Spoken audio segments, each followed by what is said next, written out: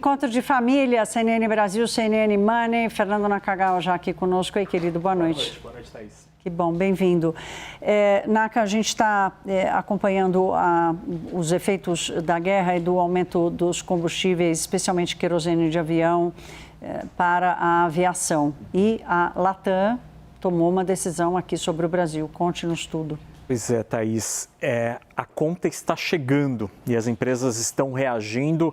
A Latam Brasil anunciou hoje que até 3% dos voos previstos para o mês de junho serão cancelados por causa dos custos elevados, especialmente o combustível.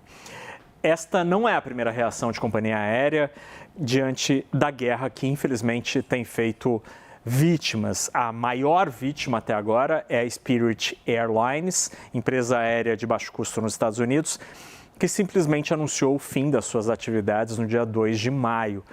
Ela simplesmente decidiu fechar as portas porque não encontrava mais espaço, tinha dívidas grandes e não conseguia continuar a sua operação. A gente separou alguns exemplos, Thaís, de medidas anunciadas por companhias aéreas nas últimas semanas. Então, começando aqui pelo final, porque é o mais recente, Latam Airlines, cancelamento de voos no Brasil e expectativa de menor lucro. Na semana passada, a alemã Lufthansa anunciou 20 mil voos cancelados até o mês de outubro, 20 mil, além da expectativa de lucro menor. Há uma série de outras estratégias, Thaís. Aí do seu ladinho, Air France KLM anunciou que passagens aéreas europeias terão um aumento médio de 50 euros por viagem para cobrir este custo elevado. Há outras companhias, como a AirAsia, que é uma empresa de baixo custo da Ásia, que está reduzindo o número de voos e também aumentando a taxa do combustível. Nela, você compra a passagem aérea, mas paga um adicional para bancar a conta da gasolina do avião. É a banda tarifária, da aviação. É a bandeira amarela. Aqui já está vermelha, 20% tá vermelha plus, né?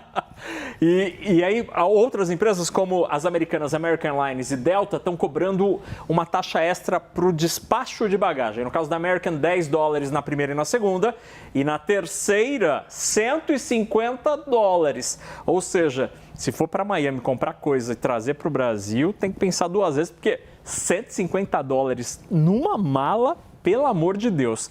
E algumas outras, como a chinesa China Eastern, está cobrando um valor fixo conforme o tamanho da viagem. O fato é, Thaís, nos próximos meses, tomara que a guerra acabe logo, mas nos próximos meses tudo indica que teremos menos voos e os que continuarem serão mais caros. E dependendo da região do mundo, como é o caso da Europa, ainda há risco de falta de combustível. E a Lufthansa, como sendo uma grande operadora europeia, relatou na semana passada que está voltando a mapear aeroportos que têm fornecimento normal para, eventualmente, fazer voos com parada para abastecer caso haja falta de combustível. Eu ia falar exatamente isso, quer dizer, mesmo que a guerra acabe hoje, até a regularização do fornecimento, né, e a gente fala brincando, né, vai ficar, eu disse brincando, eu não estou com medo de comprar passagem, eu estou com medo de entrar no avião e não ter como voltar, porque vai que acaba o querosene, né, de avião. Na China, por exemplo, já havia essa expectativa. É muito grave isso aqui, gente, é muito grave isso aqui, é uma rebarba de um efeito muito grave que aconteceu na pandemia. Agora, Naka, trocando aqui de assunto, o presidente Lula foi para os Estados Unidos, chega lá daqui a pouquinho. Amanhã está previsto esse encontro e há várias pautas ali, a gente trouxe algumas delas e certamente uma que não vai faltar é o tarifaço ou a política tarifária dos Estados Unidos contra o Brasil ou a favor do Brasil nesse encontro. O que você espera?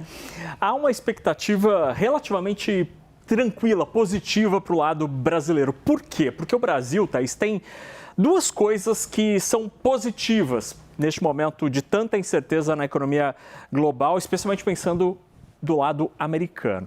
A primeira delas é a capacidade do Brasil de fornecer produtos brasileiros, por exemplo, carne, suco de laranja, café.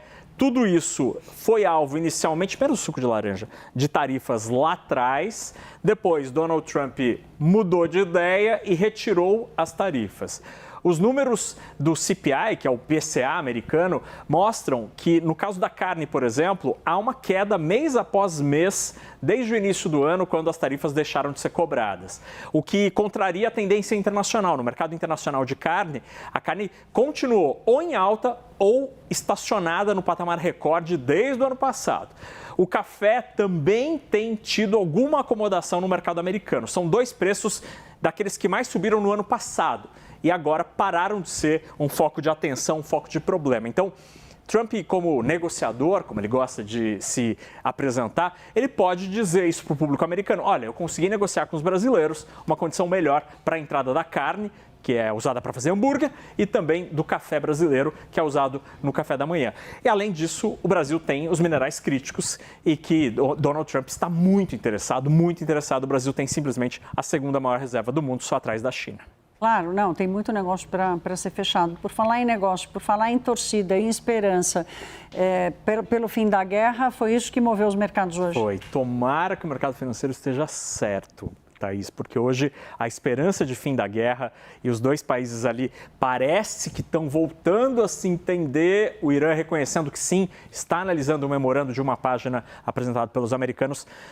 Deu um alívio hoje no mercado daqueles. O petróleo caiu quase 8% e voltou a operar em $100. E aqui no mercado brasileiro... Eu fui encher o tanque do meu carro, porque eu estava só nos R$50, R$50. Quem abastece sempre R$50 nunca sente aumento de preço de combustível. Vai ser sempre R$50. É o ponteiro que sente.